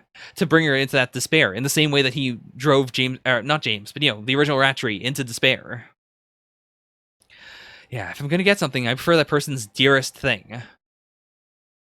That's also kind of cool that Dookie Verk's dearest thing was just the meat. Like, he didn't care about anything else. He wasn't going into this with any strong ego. The thing that would have hurt him the most was just the idea that, like, the royal family can no longer eat the best meat in the world. Like, the absolute best meat, by definition, goes to Gargablarg. Even so, do you still want it? What is it that you want? You cannot overwrite the Promised Gargablarg. Okay, big one. Very big one. So they can't overwrite the whole farm thing. Or, I guess, the farms is not a thing with Gargablarg. Like, that is a Ratchery thing, but it's not something that Gargablarg decided. Like, part of the law is that Gargablarg gets the best meat every year. But he didn't say specifically, like, you're going to have farms, and then you're going to give me the best meat. It was just, you already have farms, right? So, those farms are going to give me the best meats. So, they could presumably, like, abolish the farms, and it'd be fine. It's just the demon world would be in this weird catch-22 of, we need to give them the best meat, but we don't have any meat at all. I guess they might have to go over to animals or something. So you cannot overwrite a promise to Gargablarg. You cannot break a promise to Gargablarg. You cannot reject the reward. So whatever it is, oh boy, you cannot reject the reward is going to be the worst part of it. Because, like, it feels like Emma's going to reject it. It feels like that's got to be it. Like, he's going to force her to compromise, and she's going to say no. Okay, what I want is for all the children in the farms to go to the human world. And I also want to make it impossible for anyone to travel between the two worlds. Huh. That's a bad wish, though. It should be all the humans in the farms to go to the human worlds. Because there are humans at the farms that aren't, children. We have adults, like, just as workers and stuff. So, like, presumably, the demons could get those workers to just breed and to have babies and to just start new farms. Like, removing the children is not a good thing. And then I also want to make it impossible for anyone to travel between the two worlds. Like, sure, that works. That means that there's no more communication. Like, it's not going to starve out the demons, because presumably Emma's idea is the evil blood is going to be what, democratizes the demon worlds. Like, once all they can do is eat animals or eat, the evil blood, the ones that are going to be on top are going to be the ones that have the demon blood, or the evil blood, because they don't have to eat humans anymore. They can maintain their sentience, and then the rest are either going to turn into wildlings or they're going to give in. But I feel like this is going to lead to a situation where Emma, like, where there just are farms still in the demon world. It's just Emma doesn't know about them anymore because they've cut off all communication. It feels very not done correctly. Yeah, I'm feeling a bit weird about it. I guess, like, maybe if, the demons get desperate and eat all the adults, fine. But, like, we know for a fact, like, there are, moms, there are sisters, there are, like, guys who work as, scientists. That's also true. Yeah. That would be a big, big catch-22, actually. Or maybe not, now that I think about it. What if that's intentional? What if the idea here is specifically that, yes, humans will live in the demon world, but she wants to create a world where they can live in peace? Like, I might be delving a little too deep into that, but, like, what if that is the case? What if it is, like, she wants adults to be trapped here. She wants the kids to also, like, she wants all the innocent kids to be gone, but she's okay with having the Gracefield kids stay here. Like, we've had moments in the series where they've talked things out with the kids in the past. So maybe she did ask, like, hey, guys, are you okay with living in the demon world if I can promise that demons won't hurt us? That's so mind-bendy, but that actually is the best way I can think of to make this wish make sense. Because they are, like, they're geniuses. She is a genius. There's no way this is a wish that has such an obvious loophole of, adults can be around. I am a bit concerned about the idea of just fetuses in the human world. That's a bit worrisome. Oh boy, I sure hope Emma didn't just abort a bunch of kids. This is why she's not in the top 10 best girls. Actually, no, she is. Never mind, I forgot. She is, like, top 3. Let me check real quick. Where was Emma? She's number 3. In the list of all the, female characters in Jump that have ranked on any popularity poll, Emma is number 3, which is nuts. Like, it's wild to think that she is, like, one of the best female characters in Jump ever. And definitely one of the best, like, actual main female characters of any series in Jump. But yeah, a real Rocky wish, but I feel like this is going to be like Gracefield, where things are shaky and weird, but in hindsight, it's all going to make sense. Like, we're going to get the logic behind it all. All right, well then. Oh boy. The more I think about it, though, the more worrisome it is. Like, I don't think Norman's faction, for instance, like they're going to be pretty upset when they learn that Emma specifically locked them in the demon world forever. I do think the Gargablarg isn't going to do that though. Like, he is, he's a twisty boy, but I do think that like he's going to honor like the spirit of Emma's wish because like he wants her to acknowledge the spirit of whatever his demand is. Like, it's going to be something really crazy. And like I wouldn't want Emma to like 300 IQ her way out of it. I would want her to like to be put in a situation where it's awful, where it's suffering, but she has to live with it. Like, it's not something I want for her, but it's something that like, would be a fair response. It'd be a fair payment. Okay, well, that is the Promised Neverland. Let's move on to One Punch Man, Punch 98, Lights. Okay, so by the way, I'm really curious. Does anyone know when this chapter came out? Because it's very Christmassy, and We Never Learn has been doing this very big like Christmas in July thing. Because like in the series itself, the series is currently in Christmas in their worlds, so they've been doing a lot of like it's summer, but we're doing Christmassy things, and this gives me the exact same vibe. But like, did this actually come out around Christmas? Also, wait a minute, is that Oh boy, that's such a happy expression. That's so weird. I mean, Tatsumaki looks normal. It's just This is pretty good, though. I do like all these character designs. Santagaro is amazing. Oh my gosh, I just noticed that. Okay, well, let's move on. Good cover, though. Like, very minimal, but at the same time, it is very cute. I do like it. So, we're in the middle of a giant mecha fight. Or a mecha versus kaiju fight. Or kaijin, I guess. He's not giants. Ooh, I thank you, Child Emperor. You're just a kid, but you're also a Class S hero. A less outstanding hero wouldn't have stimulated me to evolve this much. Oh my god. I mean, Phoenix Man has grown into one of my favorite characters of the arc. I like him so much. Like, first of all, I like furries in general. I like tokusatsu. I like suit actors. And, like, he combines all of that, plus the aesthetic of the Phoenix, which has always been something I've liked, just in a perfect way. Don't Convert wouldn't let me take off the costume even after the TV show ended. With each passing day, I felt like less of a human being until the costume's consciousness took hold. Was he the original suit actor then? Like, they were kind of keeping it ambiguous as to whether he was just a fan or something. But it seems like he was the suit actor of Don't Convert. This time, we will be the world's main characters. My costume and I played a character prone to death, and this is our revenge. Oh my god, he looks so cool! He's got like seraphim wings. Phoenix, brilliant eagle mode. So this is part 1 of the design you were spoiled on. Oh boy. This is a sexy design. Oh my gosh. I love the asymmetry of this too with the eyes. That's so cool. Ah. Oh, and he's even got like these specific seraphim wings, like the ones with the joints where like they can fold around his junk if they need to. Oh, that's so cool. Just tore the arm off like it was nothing. I mean, is Child Emperor going to survive? I mean, obviously he's going to survive, but like, it feels helpless. It feels like he's got to be saved, right? Like, he can't do it himself. There's no way. Okay. It seems like he's going to self-destruct. We've got 50 seconds left. Got those big Ava vibes. Okay. Yeah, like, he's really strong. Like, apart from being immortal, he also just cannot be pierced. So, like, how do you kill someone like that? This would be like threading multiple needles. Okay, let me see that big brain plan. Let's see that Denji X power plan.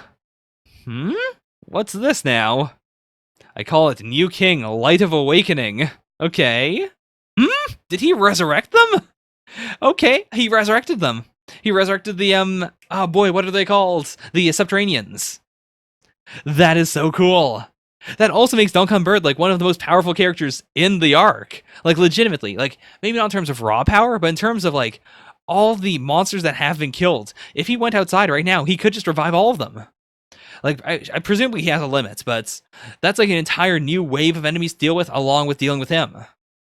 That is nuts. And this is outright supernatural. It's not just like being so obsessed with something that you mutate and you gain the powers of that thing. Like, this is outright supernatural.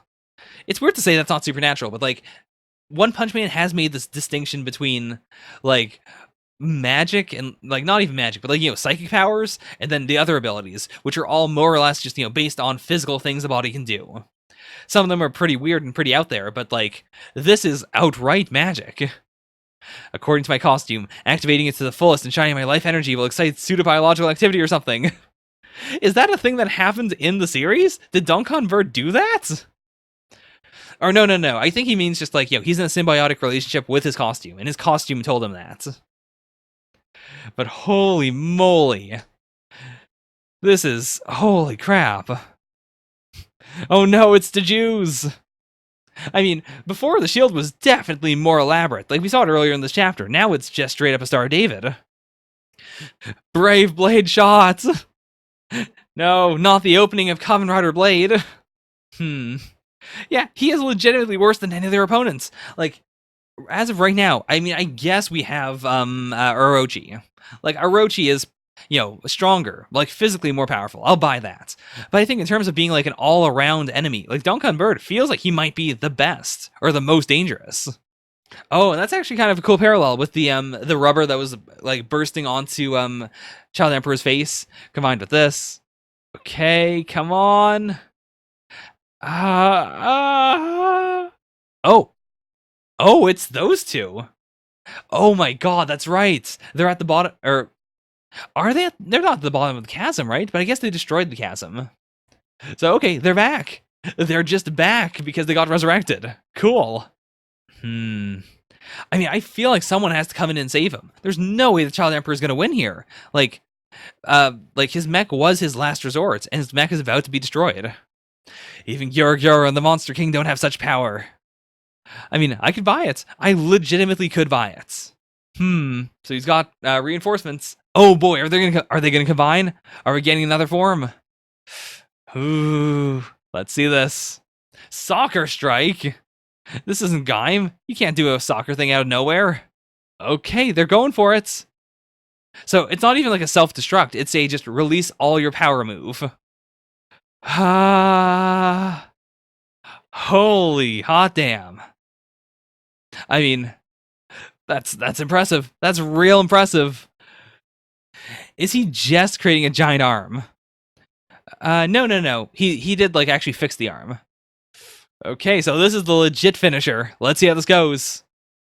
Millennium Emperor Nova. I'm not sure what this might be a play on. Like, the hand pose is definitely, like, reminiscent of a Kamehameha. But in terms of, like, a mecha attack, I'm not totally sure. Nothing's coming to mind immediately. Alright, how's this gonna... Let's see how it goes.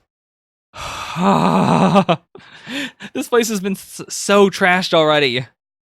Like, I said it before, I'll say it again. I really want, an ending arc chapter that is just going through this area. Like a purely silent chapter that is just what happens. Here's the aftermath. Here's all the corpses. Here's all the destroyed property. Yeah, like it's so clearly a Kamehameha. But I was wondering if it was anything else. Holy god damn. Oh my god, Murata. Like, it blows my mind how he can keep on drawing blasts, like, the aftermath of big explosions and big energy blasts, and have them look so interesting and so different every time. It's never just, it's another Murata blast. They all look like, they are consistent. It's not like they're all, like, different types of energy or something, but, like, they do look different every single time. They're always exciting. They're always powerful. Oh my god. I don't think Duncan Bird's dead yet, though. Just saying it right now. Oh my god, okay, that's a good callback. I'm surprised we haven't seen the moon like that more often. I mean, maybe we have, maybe I've just ignored it, but that is really cool. It also makes the world look vaguely like the Death Star, so maybe in the future we'll have an arc where someone is standing on the moon in the same crater that Saitama made, and they're firing an energy beam. I can see that happening. Maybe I should just go home. I do feel for him. He's the kind of hero I would be, in that he's just a normal guy who has a knife that is poisons. That's his ability. He just owns a knife that is poisons. He's a little out of his league. Gonna say right now, Duncan Bird is not dead. I do think he'll be defeated, but I don't think he's going to be beaten here. Or like he's not going to be beaten by Child Emperor. I think Child Emperor is going to lose. He's going to pass out, and someone like Flashy Flash is going to show up and win. I don't remember who beat Duncan Bird in the Japanese version, or like in the web novel, the Japanese version, by which I mean the web novel. I believe he was in the webcomic, but if he was, I don't know who beat him. Okay. Yeah, big chapter. Like, I rarely have that much to say about One Punch Man chapters, but I had an absolute blast. Really weird cover page, though. This had to have come out on Christmas, right? Very interesting choice. But everything else is so hype. So unbelievably hype. Like, oh no, I'm turning into donuts. But yeah, I mean, this had everything I could have wanted from a One Punch Man fight. We had mecha, we had Shotas, we had a furry, we had resurrection powers, we had a character that had minions. It's everything I wanted and more. And we're still not done, presumably. Alright, so that is One Punch Man. Like, it feels like I should have some more to say, but not really. Like, that's it. Let's move on. Next is Dr. Stone, chapter 113. So, the ultimate key to victory for the Kingdom of Science is in the Master's giant tree. We didn't see what exactly she saw. The big prevailing theory seems to be that it's like either it is the Soyuz capsule or it's something else that's very clearly apparent. Like it's something she saw back at the Kingdom of Science, where it's like, oh, that is very clearly a science thing. Like it's something I'm familiar with. Like it might be a transmission tower or something. We have to find a way to tell the science team about it. We can only communicate one way. So how? Z equals 113, cryptography science. Ooh, are we gonna get into codes? Like, are they gonna try and send her a code, or she's gonna send them a code, and it's something that like can't be broken? That'd be cool. Like, it's interesting because they can't communicate with each other. Like, I guess if there'd be no reason for Senku and Gen to send her a code, because like she has the earring, they could just send her a message. But if she sends them a code, that'd be kind of cool. Because also she has no like formal training. She wouldn't be able to do like a number cipher or something. Yeah, after everything it took to get here, we must blow our cover. Oh boy. I really like, clearly the others are very like balanced and makes sense. Like Amaryllis is the perfect girl, quote unquote. Kohaku is just very well trained physically, so she can make it work. I really kind of hope that Ginro becomes a better person through this. I doubt it's going to happen, but I would really like it if like he becomes like not like prim and proper, but if he gets like, I don't know, more balance or something. Like if he becomes less of a goof 'em up.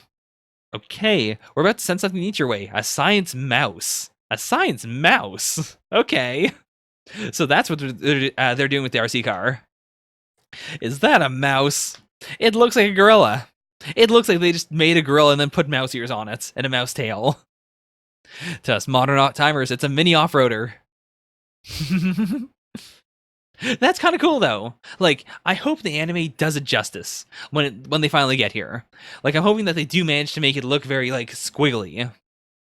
So far, the anime has been pretty okay. Nothing too like mind-blowingly good, but you know, it's solid. It's a good adaptation. Oh, and without spilling much of the water, if at all, Kohaku manages to grab it. Oh boy. There's a big mean mouse, and we were so very scared. Like night and day. Oh my god, these faces.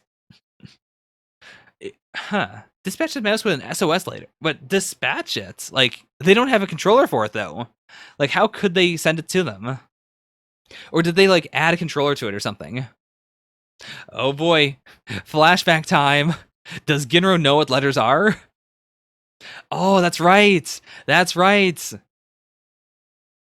Also, Magma was here too, right? Like, I thought I remembered Magma and, the big Moe girl from Tsukasa's camp. Like, they were both here learning science, right? Or not science, but they were learning stuff.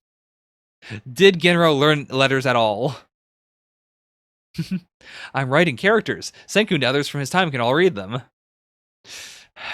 So, it seems like he learned it, but why? For what purpose? This is not like him at all, especially the way he's talking. Or no. I mean, this way. This specific bubble is so weird as well. So if we write one of these letters and send it back in the mouse, we can get a message to Senku. Okay. The problem is that's impossible because that last panel was pure fantasy. Oh no! Oh no!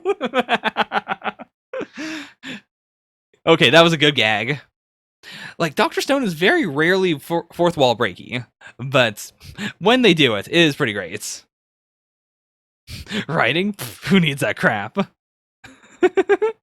Accurate, very accurate. So they're sending them something. First of all, I'm not sure how this off-roader works. But also, so they wrote something on it. I guess that's the cryptography. Like, it's not that they wrote it in code, but rather, they wrote it without knowing how to write. So what is this? What is this? Oh boy. Huh. So, we've got a popsicle, what looks like a splatter of blood. We've got, oh boy, what is his name? Stabby Boy. One of the only two people in the entire series of Dr. Stone that have murdered someone. The other, does anyone in chat know who the other person is? You probably do. It's Senku. Senku's the only other person in all of Dr. Stone to kill someone. But okay, we've got Stabby Boy, and then an engine. What could this mean? Because, like, Stabby Boy specifically is not there. Like, we would know if that were the case. Code cracking with Gen the Mentalist. Oh boy, it's my favorite segment. So, an ice pop. This ice pop, Hyoga. Okay, yes, Hyoga. Hyoga is going to take it and melt it with an engine. This is wild. This is so wild. Okay, we have to consider the psychology behind them. Sure. Think about what's typically going through someone's head when they draw pictograms. They would use basic images to represent familiar words, right? Like, it's complicated because it is like a science thing. Fair enough. Oh, a light bulb, maybe. Maybe. Because, like, you can see sort of a filament inside, vaguely. Plastic, it's see-through. Did they do... I guess they did. Why did they make it look like an ice pop, though? I don't remember that. Okay, so maybe it's just the first part of the word, the pla. That feels like a bit of a stretch. But okay, let's do it. Let's hit that 300 IQ. This really is the 300 IQ episode of Weekly Shonen Jump. Next, we have the splotch. Okay. It's clearly an intentional spear made with a finger, so we can take it to represent a stain. Right. A hero killer. Then the image of Dear Hyoga emphasizes his fear in particular, sure. Which should represent something that inspires fear. Okay, that's stretching it a bit. But since this is Kohaku, this must be them looking at Hyoga as being no good. Really? Oh boy. That said, like, because we're like bolding some of these, I feel like this is going to be wordplay. In which case, like, maybe this makes more sense in Japanese, and the localization had to really stretch it. The file drawing resembles an engine, sure. So, advanced technology, so tech device or machine. So, I don't know if I'd be impressed by this. This feels more like random word association. This part makes sense, though. Like, they have some ideas, but they're going to just try a bunch of them in sequence and see which ones kind of make sense. Like, which of these creates an actual message. Within the roots of the Master's Tree, I spotted a strange round man-made object. Okay. Sure. The Soyuz space capsule. Okay, so it is what a lot of people thought it was. I was kind of iffy on it, but how does this? Plastanoma.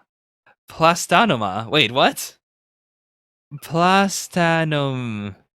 Our spy team really found it. Our ultimate treasure, platinum.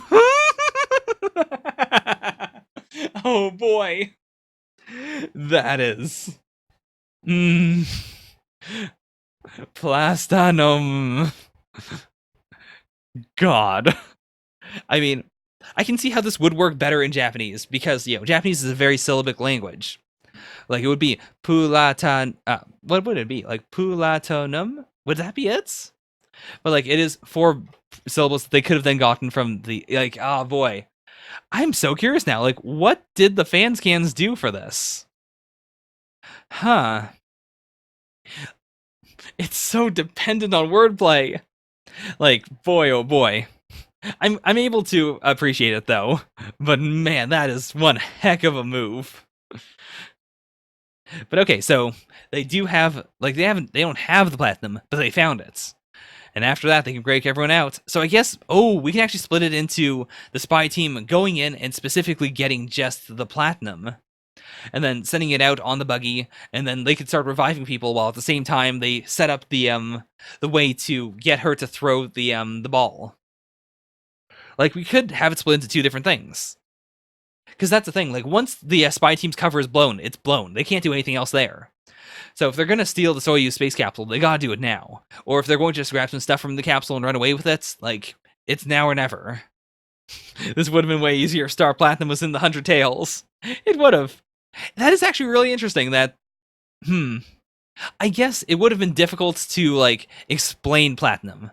Like, presumably. Oh, they actually did say it, didn't they? Like, in the 100 Tails arc, or 100 Tails chapter, they mentioned, Platinum. It dwells within the treasure chests. So, they know the word Platinum. But I guess it's more just like, how do you spell out Platinum? Like, how do you explain it? Like, you can't just draw Platinum, because even they don't know what it really looks like. They just know it's a shiny rock. So that's why they had to do this whole, like, wild thing to get around to the sound of the word Platinum. That is weird.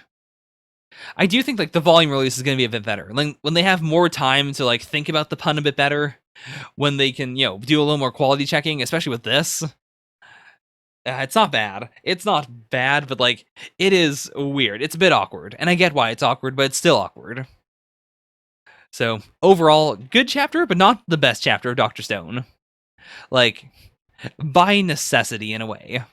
It's something that just doesn't... Oh, I forgot to rank One Punch Man. I forgot to rank The Promised Neverland. What have I been doing? Why have you guys even been watching this anymore? I missed out on the most important part of this. So, The Promised Neverland was really good, but not the greatest. I think it was below The Last Saiyuki. One Punch Man was a banger of a chapter. It's everything I want in One Punch Man, so I'm putting it above The Last Saiyuki. Don't know if I'd put it above Chainsaw Man. Actually, yeah, I would. And then that brings us up to Dr. Stone, which is usually one of my faves. I'm so sorry, guys. I'll seppuku later. I'll commit senku. Dr. Stone, not my favorites. I'd say it's below Act Dodge, actually. Like, I can't realistically look at this and say that this was better than Act Dodge this week. It was fun, but, like, I'm not a big fan of action that much, and I'm not a big fan of wordplay. Like, I like wordplay, but I like it more when it's fast-paced, like Sayonara Zetsubo Sensei, where there's a lot going on. Whereas with this, like, it felt like we were solving a mystery that I, as a English reader, could barely solve. Like, I was very reliant on Gen's interpretation. So, yeah, let's leave it there. All right, final reaction we have My Hero Academia, Chapter 235. Huh. Big... Oh, it's the 5th anniversary. Okay. I was just saying at the start of this reaction, like at the start of all of this, why does the cover Weekly Shonen Jump have the main trio on it? Because that's real weird. Like, they're not even in this arc. But it makes sense if this is the anniversary issue. It does bring to mind something I've been repeating over and over again, which is that I really hate the shonen trio dynamic of the main character, his rival, and then a girl who just does not get developments, or who gets some development, but she's not as important as the other two. Because, like, then it's like, well, why make it a trio then? Why is it a trio? It's just a duo with one other person there for no reason. Like, Black Clover's been doing pretty well at trying to subvert that, but even then, like, it took like 100 chapters before they started doing that.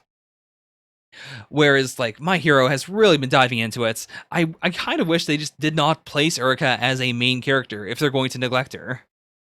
That said, though, let's move away from that because this cover page is amazing. A lot of orange, which is surprising. Like, it's very distinctive. I mean, it is very appealing. You know, the contrast between cyan and orange is beautiful. It's something that is just extremely pleasing to the human eye. And all these designs look so good. And there's so much going on. Oh, this is nice. Oh, Endeavor and Mirko are hanging out. Maybe potential ship. Doing some cork breeding. Wait, who is that? I was going to say, isn't that Tenya? But no. Oh, that's the guy from Shigetsu. Yeah, Wind Boy. That makes a lot more sense than it being Tenya. Oh my gosh, this is so cool. Where's the trader? I didn't see him anywhere. No, actually, where is Kaminari? Oh, here he is. Here he is. Very front and center. Okay, good cover page. I'd like to get a print of this. It looks really nice. But let's jump into it. It's the 5th anniversary, and we're deep into a villain versus villain arc, which I think works really well because like it is a fantastic arc. It's one of the best arcs that My Hero has had in a long time. Arguably, in my eyes, since Kamino. Ooh, okay. So it is like it's an aspect of his main power. Like his main power is just he gets stressed out and he gets real strong. But then Burden is his extra ability of taking that stress and making it manifest as an actual thing. That's really cool because like he has a very basic power, but he's able to use it in a bunch of different ways. The pinnacle of my meta ability, honed since childhood, an attack that cannot be evaded. But he touched it. In that instant, he moved into it and ignored the instinct to defend. Yeah, real dangerous. Real dangerous. And he's getting the information that, hey, Gigantomachia is here, which is yet another thing to worry about. My senses are clear and sharp. It feels like only yesterday. Those vivid memories floating to the surface. What do I seek to build? No, you're totally right. I'm not going to do voice acting. Definitely not with Shigaraki. Though, I will say, Senku's actor in Dr. Stone, in the anime, he sounds so much like Shigaraki's actor in My Hero. And like because they both have like lots of game terminology, it's so uncanny. I can't think of Senku from Dr. Stone as not just Isekai Shigaraki now. Like in another world where quirks don't exist and also everyone's been turned to stone. But I mean, that does come at odds with his current arc right now of he's a person who just wants to destroy. Like from the very start, he just wants to tear down this world. So he wants a future, but he doesn't want creation. Like, he wants to destroy, but he also wants there to be a future. How does he reconcile that, though? And how does his flashback tie into it? Tenko Shimura Origin! Wait, what? I mean, if we're gonna get it, I guess now's the time, but still. We're getting Tenko Shimura Origin. Like, we've had so few Origin chapters, and to get his now, like, wow. There's one rule in our house, my father's one absolute rule. No talk about heroes. Which I can understand to some extent. Oh, boy. Because, yeah, like, his mother, Tenko's grandmother, did abandon them, quote unquote. She went off and she died. I don't want Shimura's, I don't want his backstory to be that he wants to be a hero, because, I don't know, that feels a little cheesy, but at the same time, I can buy that. I can buy the idea of, as a child, he wanted to be a hero, and now it's been irredeemably destroyed. Like, now, no matter what, even if he does get redeemed, he'll never want to be a hero. Like, it's been so crushed within him. You'd better not go apologize to him for me. Like, he's super hard line about this. Like, no, absolutely, you're not, my child is not going to be a hero. Absolutely not. Oh, his allergies are only getting worse. Okay. So that also explains, before some people were talking about how ragged his eyes looked, and whether, was that just because he had itchy eyes, or was it something else? I think this does confirm it. He does have itchy eyes. That is why he got so ragged.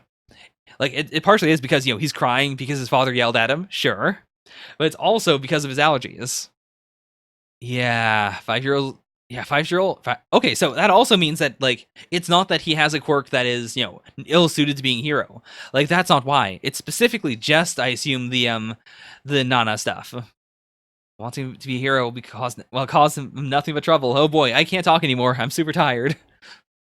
Yeah, they do seem very well off. It's too bad we don't know what's causing his allergies. Oh, maybe they're not allergies, actually. Maybe that is his quirk, being expressed. It's not that he's itchy because... It might be because, he's rubbing his face and he's very subtly destroying it. Just the tiniest bits. I was nice and played with them, even though they don't have any friends. Oh, he's so pure! He's so not Shigaraki. Also, he does have black hair, which I assume went white with stress, but still. He looks so different. It's so weird. Your father doesn't hate you. He knows. He knows how hard it is for heroes.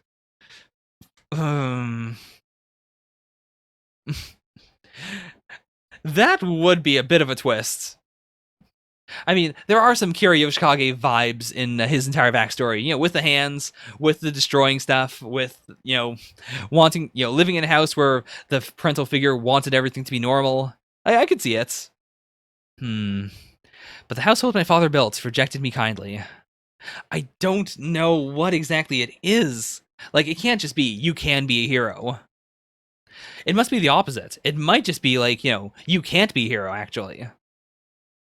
I think that's it. That must be it, actually. It's like as a parallel to Deku. It's not that he needed to hear, you can be a hero. It's specifically, he just needed everyone to say, you can't be a hero. It's because, his grandparents and his mother and even his sister, I think it's because they were too kind with him. They didn't crush his dreams. And because of that, that's made worse. Like, if they all said no, he would have bought it. He would have just decided, like, all right, well, I was only playing hero for my friends. I guess I'll just do something else.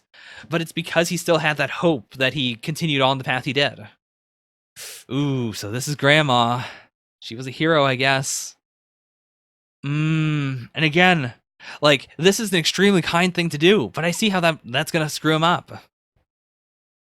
Let's be a brother-sister hero team, but keep it a secret. Oh, and that's what she was talking about before when she was like, I'm telling Daddy I want to be a bride, but what she really wants to do is be a hero. Oh man. This is it's rough because in addition to everything else, obviously this is a very rough backstory, but also this is the story of someone who could have been a hero. This could be anyone in Class 1A's backstory, minus some of the darker parts, but this general setup, this entire family, it could be Aoyama's backstory, for instance. It could be. It's just because of the situation he's in and because of the intervention of All for One, he turned out so much differently. Wait, what was that? Oh, he disintegrated the ball just a little bit. Okay, so I think the allergies are definitely him touching his face and accidentally irritating it. It just rained and the humidity was stinging my already ragged skin. Oh, jeez. I mean, I hate this. Whenever a series can show a broken family, it always gets me real hard. Little kids are sneakier than you expect and simpler. And of course, yeah, she's trying to deflect blame, but how can you blame her for it? She's a small child. That wasn't your grandmother in the picture. That was a monster who abandoned her child. Do you really want to know what heroes are? And everyone, again, not helping. Everyone's saying very vaguely, oh, not that you can be a hero, but just we're not going to say you can't be a hero. But in the end, no one's stopping him. No one is stopping him from being abused. Do you really want to know what heroes are? They're people who hurt their own families, only to help complete strangers. I wonder if he is also, he's not a hero for sure. He is a businessman, but, he is perpetuating the cycle of, saying, heroes are people who hurt their families as he's hurting his family. Yeah. I legitimately can't blame her. It sucks, but still, I get it. I get that situation. I was a kid once too. Jesus. Also, good thematic turnaround. This household was the one my father built. Going around from the physical house being built to the emotional one. You might decide to hate me, but please know that no matter what happens, I will always love you. I thought that was a lollipop, but no, he's rating the dinner. It's just, nope, it's a 6. It's bad. Oh my god. And this also parallels Shigaraki. Where, yeah, he would much rather the Nana never tried anything. Just if she had completely abandoned him, at the very least he would have been yeah, at least I didn't love her. At least it didn't tear my heart out to know that my mother left me in order to fight in order to fight a big bad villain. And now he did the exact same thing to his son. Or not like he did it, but rather the rest of the family did in a horrible way. Shigaraki would rather have none of them, if none of them had said, you can be a hero, or, we're on your side, at the very least, he would have gotten over what he was into. That's so weird, though. It feels like I'm, pulling blame away from the dad, but I'm not. He is awful. He is the bad person here. It's just, I get how this situation came to be. It's a messy situation. Yeah. Fair, too. Yeah, we're not playing by your rules if you're gonna get violence. That is a good reason to leave someone, if necessary. Especially since those are her, his in-laws, her actual parents. She could just walk out and leave, and it'd be fine. I can't take it. I hate everyone. And his ability finally activating, he's slowly disintegrating his dog. That's it. That's Tenko Shimura origin. It's such a different feeling from the other origin chapters too. Like the origins have been, a bit gritty, but at the same time, like as befitting Shigaraki, this was extremely weighty. Oh, that would be a really cool parallel to have it be like, yeah, moving directly in smoothly from Shimura to Shigaraki. That would be so cool. Like, we've come this far without seeing the full backstory, and now Shigaraki knows all of it. Like, he remembers all of it. So I want to see it all now. Like, if we're going this far, then I need to see the entire thing. Like, they need to commit. And I feel like it will happen. Like, also, what a way to signify the 5th anniversary. Like, not with anything involving the heroes, not even with a big climactic fight, but with this chapter, this big dark origin chapter that is very barely based on heroes in the slightest. Like, heroes are just a side thing, really. This is all just a normal, non-powered for the most part, or like for the entire part, really, family. Like, none of them seem to have quirks apart from Shigaraki. Like, it is just a down-to-earth drama for a chapter. God. And like the idea that Horikoshi can do that shows the strength of My Hero. That it isn't bound by traditional, like, every chapter needs to be better than the last. Like, he knows how to make a volume good. He knows how to not do a robot laser beam. Like, he can do something like this and have it be a big impactful chapter, and then blanket it on either side, but with, big fighty things to make people want to read it anyways. Or like, not that you wouldn't want to read this, it's just, if you're here for action and you're not here for crippling depression, like, this volume will still be good. Okay, homie, I can see that. Like, I do think that this is meant to be paralleling Izuku. Like, that is very clear. But at the same time, I do think that, like, I think the parallel isn't that, he wants someone to tell him he can be a hero. I think the parallel is he doesn't want anyone to think that he can be a hero. Like, he would much rather it be that no one brought heroes to his attention. Because even then, like, the one thing he brings up when he thinks about, being a hero, part of it was grandma, but part of it was just playing with some friends. Some friends who, don't have other friends. Like, he doesn't seem to idealize the idea of heroes or, like, visuals of heroes or anything, which part of it might just be because of the household he's in. Like, he can't just visibly show that. He can't have an All Might room like Deku did. But I think part of it's also just that, like, because of his personality, he would have much rather, like, not known about heroes at all than, know about heroes a bit and be crushed and be given false hope.